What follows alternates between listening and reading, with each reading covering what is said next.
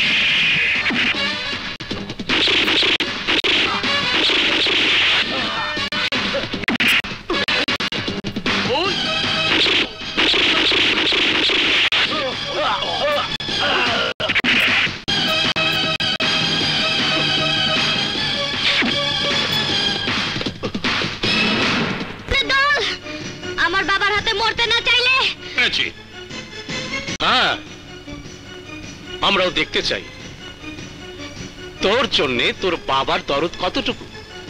তোকে বাঁচাতে আমাদের এই মৃত্যু পুরীতে আসে কি না, বুঝলে না তুই? এই চলো না না, আমার বাবা আসবে, আর এলে তোরে কেউ আমার বাবার হাত থেকে বাঁচবি না। এই নেমো ঘরের বাচ্চা, চুপ।